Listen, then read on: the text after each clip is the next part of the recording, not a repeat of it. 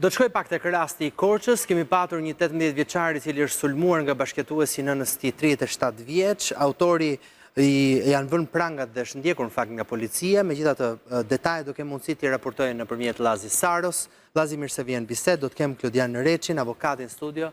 Faleminderit avokat që je me mua. Është Emanuela Xhelira, gjithashtu sociologja në lidhje online. Emanuela, faleminderit gjithashtu. E nis pak me Llazin për të kuptuar pak për këtë ngjarje. Çfarë ka ndodhur, Llazi? Cila është molla e sherrit mes dy personave? A bashkëtonin ata apo jo? Duke qenë se djali ka qenë 18 vjeç, ndoshta edhe nuk kanë jetuar bashkë. Si ka qenë situata në familje? Sa kohë kishin që 37 vjeçari jetonte pra me të ëmën e të riut? Flori, të përshëndes, atëherë mund të themi se detajet të reja kanë dalë në skenë nga ngjarja e ndodhur pak ditë më parë në Korçë. Bëhet me dije se ngjarja ka ndodhur pikërisht në shtëpinë e nënës së 18 vjeçarit, atje ku ishte organizuar një darkë familjare. Bashkëtuesi i saj së bashku ka qenë në një tryezë së bashku me djalin e bashkëtueses, pra 18 vjeçarin dhe persona të tjerë të afërm të familjes, ndërkohë që duket se pasojë ose shkaku i gjithë kësaj ndodhie dhe që ka degraduar më pas edhe në përdorimin e mjetit të prerës, kanë qenë pikërisht alkooli, përdorimi i alkoolit. Dhe policia e bën me dije se personat kanë qenë të dehur, pra kanë qenë në efektin e alkoolit dhe pas një debati për motive të dobta, duket se është përdorur edhe fika. 37 vjeçari është çuar nga tavolina dhe ka goditur djalin e bashkëtueses së tij me thik në kokë. Duke shkaktuar plagë të rënda në kokë dhe përpasojë është transportuar në Spitalin Rajonal të Korçës, atë ku ka marrë edhe shërbimin mjekësor dhe tani është jashtë rrezikut për jetën. Ndërkohë që për sa i përket 37 vjeçarit Niko Baka, bëhet me dije se policia e ka lokalizuar vendodhjen e tij dhe është arrestuar më pas nga forcat e policisë së Korçës. Pasi ka plagosur 18 vjeçarin, ka zgjedhur të lerë banesën, pra është larguar nga banesa për të fshehur në një pozicion tjetër. E kuptoj, pra, megjithatë, këto detajet kanë qenë vetëm për arsye në alkoolit, ka qenë fakt një person i cili dua të kuptoj pak, ka qenë një person i cili ka patur konfliktet më hershme? Është njohur gjithashtu nga policia ky person? Nuk raportohet që të ketë një të kaluar kriminale apo të jetë i dënuar më herët 37 vjeçari Niko Baka, por edhe nuk bëhet me dije dhe familjarët kanë treguar se nuk ka qenë person agresiv për atë periudhë sa ai bashkëtonte me nënën e 18 vjeçarit. Kishte një kohë të shkurtër, rreth një vit që bashkëtonin së bashku, por nuk ka shfaqur ndonjëherë shenja agresiviteti, ndërkohë që duket se konflikti i çastit dhe si pasojë e përdorimit të alkoolit ka degraduar me përdorimin e mjetit prerës. E kuptoj. Ta diskutoj atëherë pak me avokatin në rastin e fjalë. Avokat. Një nga rastet më të çuditshme, më vjen memore një rast i njëjtës natyrë, ka ndodhur diku para 4 ose 5 vitesh në zonën e 5 majit me Dreses, ku në natën e ndrimit viteve, ku netërit përdorin thikat kundër njëri tjetrit dhe përpasoj njëri humbjetën. E mbaj mend si ngjarje. Një ngjarje tepër e rëndë për shkak të pasojës, po ajo që e bën më problematike. Nuk e mbaj mend ka patur të vdekur në fakt, ka patur, po.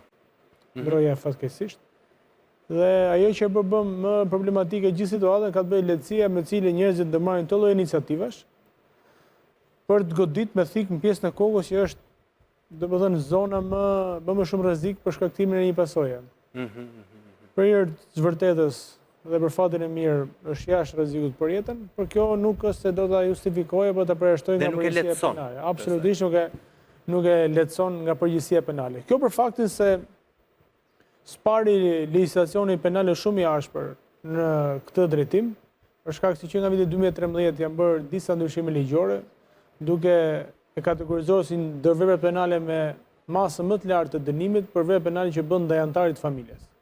Pra ka një paket ligjore shumë efikase për sa i përket dhunës në familje. Duke filluar që nga dhuna psikologjike, duke vazhduar nga dhuna fizike, nga dëmtimet e lehta, dëmtimet e rënda, apo kur vepra penale bëhet në prani të fëmijëve të mitur. Por nga ana tjetër ka edhe vepra penale tjera, që është, si besoj duhet ta ketë kualifikuar Policia e Korçës, vrasje për shkak marrëdhënies familjare, e mbetur në tentativë, ku nga ajo që kuptohet ka të bëjë me faktin se kjo situatë ngeli në tentativë jo për faktin se goditjet nuk ishin të mjaftueshme ose disa goditje për shkak se mjetet e përdorura kanë qenë papërshtatshme për të sjellë pasojën e rëndë. Dhe fatmirësisht nuk ka ardhur një pasojë e rëndë. Po ajo që nisi që në kryetëres ka bëjë me lehtësi me cilën ndërmarrin këto dhe veprimesh, duke pas parasysh që legislacioni është shumë i ashpër. Megjithatë, pas në konsiderat që kjo nuk është se përbën për mendimin tim një moment izoluar në këtë dhe marrëdhënie, besoj që do të kem pasur, mos ndoshta qef media, do të kem pasur disa situata që cilat mund të kenë sjell precipitimin deri në këtë pikë sa të jetë përdorur edhe armë. Megjithatë, ligji penal nuk është se të përjashton nga përgjegjësia penale, nuk është nga ato rrethana që është përjashtuese, përveç atyre raste ku provohet që deja ka qenë rasti. E kuptoj. Tani, a do të kemi një dehje të rastit, apo ka qenë një dehje e zakonshme që ato pinin, kjo i përket është çështja e hetimi dhe është çështje provueshmërie. Por ajo që e bën më të rëndë situatën ka të bëjë iniciativa dhe mendimi që ti ndërmerr për të goditur dikë me thik. Veprimi pra, akti. Për shkak marrëdhënies posaçme, por diferenca në moshë. Diferenca në moshë, nëse do të ishte kundërta mund të ishte pak më e kuptueshme dhe më jo e justifikueshme, se dhuna nuk ka justifikim. Po një 18 vjeçar të mbrohet nga një që është më i rritur, është pothuajse është më shumë se 2 fishi i moshës tij. Po jo kundërta që më i rrituri qëllon me thik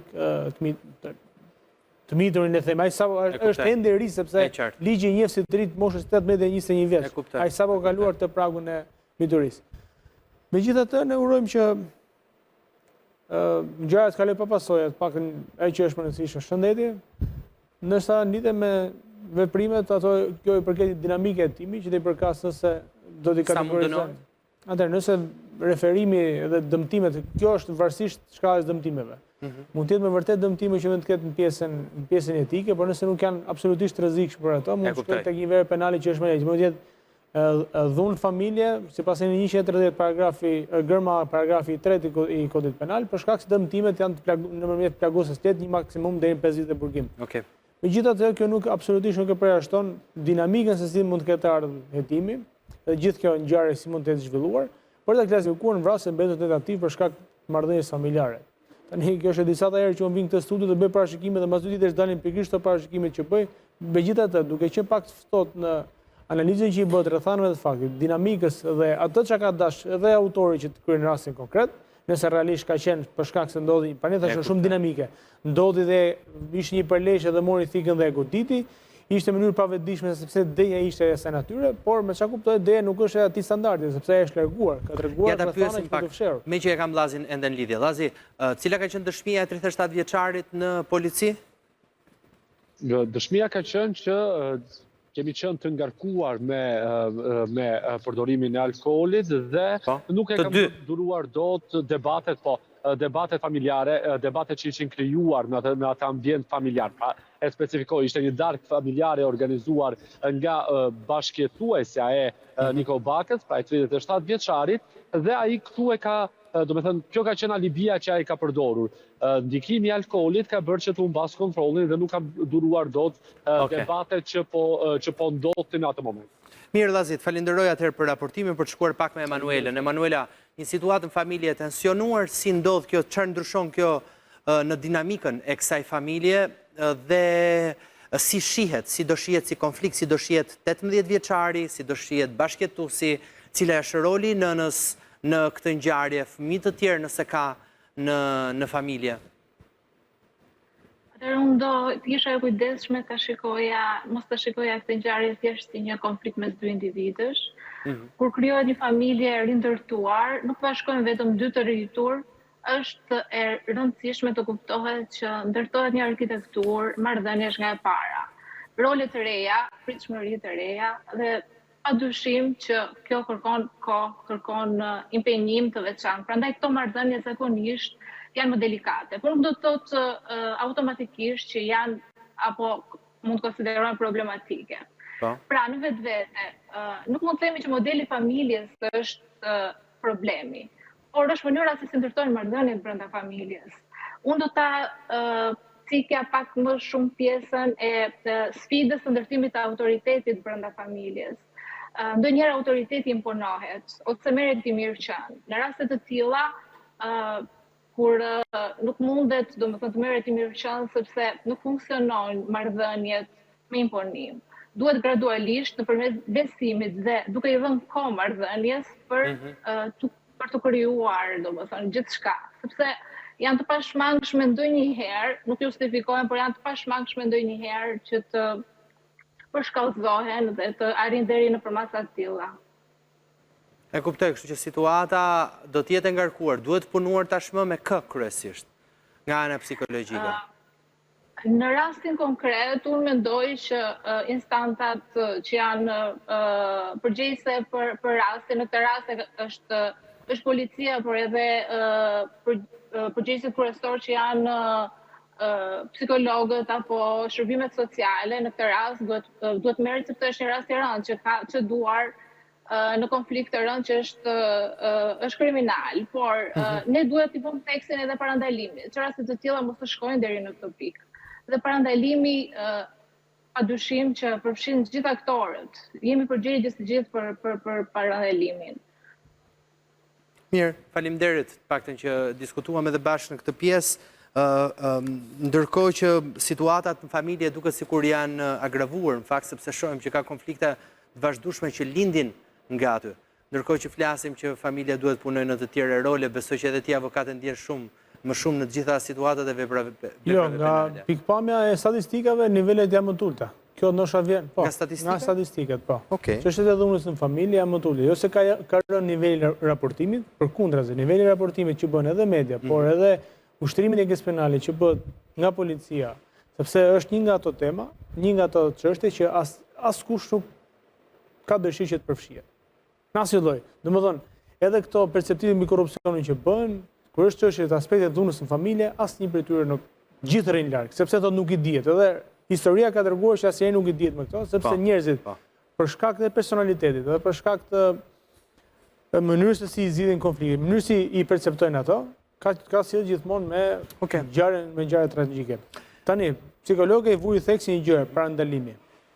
Kush do ta bëj parandalimin? Bëhet fjalë me 22 tretërve. Por për shkak lidhjes posaçme, ato konsiderohen anëtar të njëjtës familje. Parandalimi i përgjithshëm bëhet nëpërmjet legjislacionit. Pra, krijohet instrumentet ligjore që ti si qytetar parandalosh një ngjarje të caktuar. Pra, qoftë edhe nëpërmjet masave që janë masa, le të themi, të natyrës civile, kur kanë konflikte i drejtohen gjykatës, pra më saktë i drejtohet policia gjykatës për të marrë urët e mbrojtjes, që ne i dëgjojmë vazhdimisht në media, dhe kjo është një punë e mirë që bën edhe policia, edhe prokuroria dhe gjykata, që është në vetëm atë çështje që ecin sinkron me njëra tjetrën. E kuptoj. Pavarësisht se në shpeshherë është kthyer si mjet abuzimi, për shkak të mënyrës të zgjidhjes konflikteve të tjera, përdorin aspekte të urdhit të mbrojtjes. Kjo ka ndodhur jo në pak raste, ta them edhe nga përvoja e punës si avokat. Ndërsa, për sa i përket parandalimit të posaçëm, ka të bëjë me izolimin e personit, me ndëshkimin e personit, me dënimin e personit, që tregojnë që ligji penal është në fuqi dhe është parandalues. Tani, po të vendosin një peshore, nga njëra anë rritja e masës dënimit, ashpërsimi i ligjit penal që në Shqipëri, sipas vlerësimit tim profesional, kemi të bëjmë një kod penal fashist. Nuk është kod penal që ka për qëllim rehabilitim njerëzish. Ka për qëllim të ndëshkojë njerëzit. Nga njëra anë rritja ndëshkimit, a sjell uljen e rasteve? Jo. Për çudi kjo kthehet në invers. Sa më shumë të rritet presioni për një vepër penale, aq më shumë shtohen veprat penale. Ndoshta kjo është nga që vëmendja që i japin institucionet këtyre marrëdhënieve të posaçme që i kategorizojnë në dhunë familje. Për ilustrim, një rast ironik, ishin dy vëllezër që kishin problem për një pronë në afërsitë të Tiranës, edhe u arrestuan të dy sepse kryen vepër penale kundër njëri tjetrit. Pra u zon të dy njëri me tjetrin, nëse do të ziheshin me njërin nga komshinët, ai s'po bënte fare jurisdiksion penal, por për shkak se kanë marrëdhënie të posaçme, ligji i kategorizon si dhunë familje dhe u arrestuan të dy, çon si ka mënyrë zgjidhjes. Ama kjo tregon që parandalimi i posaçëm që ka për qëllim ligji penal, se ne nuk mund të bëjmë parandalim duke vendosur çdo familje nga policë. Pra është e pamundur, nuk ekziston, nuk është se ka formulë tjetër parandalimi përveç këtyre mekanizmave ligjore dhe mënyrës shtrënguese të shtetit. Tani, Nëse izolimi i këtyre persona i bën ato të rintegrueshëm në shoqëri, i bën ato që të kuptojnë gabimin që kanë bërë, unë mendoj që ne nuk e kemi akoma këtë stad. Po thjesht shihet si një mënyrë izolimi, ndëshkimi, veçimi, që për momentet e para veçimi është shumë pozitiv, sepse ftoh, le të themi, kryen atë një pjesë të dënimit dhe më pas del. Jo, edhe kjo shpesh është kthehet edhe në invers, sepse një kozgjatje e gjatë burgimit sjell automatikisht edhe acarimin e marrëdhënies, sepse njerëzit priren përgjithsisht. E mbajnë mend, po priret ta falin njëri tjetrin. E falin njëri tjetrin pavarësisht se reklamohemi si tegër, po e falin njëri tjetrin për sa i përket dhunës në familje, sepse morali shoqëror një, presoni që vjen nga familja dhe nga rrjeti shoqëror bën të kenë edhe ndikimi pozitiv që i thonë, shiko, nuk është shteti që do t'ja u zgjidh marrëdhënien tuaj, kështu që jeni në pozitë që do t'i zbusni gjagrat në mënyrë që... Mirë, do shohim se çfarë ndodh edhe në këtë situatë, situatët e familjes, se vërtet ti thua që ndoshta në statistika është më ulët, po unë kam vënë re që janë shtuar edhe në një grup mosh të caktuar, pra mbi 60 vjeç ne kemi patur shumë konflikte brenda familjes, edhe krime. Ka një argument edhe për këtë. Dikur dhuna ka qenë shumë e relativizuar. Pra, konsideroj dhunën ndaj fëmijëve, dhunën ndaj gruas, dhunën ndaj burrit, ishte gjë shumë e zakonshme, që njerëzit rrinë. Në familjen patriarkale, ndonëse se djali mund të ishte i martuar, të ishte me fëmijë, babai që ishte 70 vjeç rrifte djalin. Pra kjo ka qenë shumë e relativizuar, pra shihet si një gjë normale. Sot në shoqërinë që ne jetojmë, shihet si anormale. Këtu edhe një fjalë goje për bën dhunë. Pavarësisht unë nuk jam pro kësaj, sepse jo çdo lloj konflikti që mund të kesh në familje ti, çdo lloj mospërputhje që mund të ekzistojë të burrat marrin policinë edhe ta kategorizojmë si dhunë familje, sepse ligji është shumë një fije perje ndan, deri ku shkon debatet normale me dhunën edhe ku shkon me dhunën. E kuptoj. Mirë avokat, falenderoj shumë që e zgjerojmë gjithmonë bashk bisedën edhe kapim edhe e shohim në të gjitha hapësirat e mundshme se edhe ku mund të interpretohet nga ana ligjore, po edhe çfarë mund bëhet ndryshe, se kemi në fakt pak probleme në lidhje me këtë. Do ta diskutoj pas pak për sëmundjet dhe ndikimin që ka nga duanpirja. Gjermania ka marrë një vendim tjetër për sa i përket duanpirjes, ka rritur çmimin, ne si po sillemi në raport me këtë, kështu që do ndryshoj totalisht bisedën edhe temën e diskutimit. Publicitet.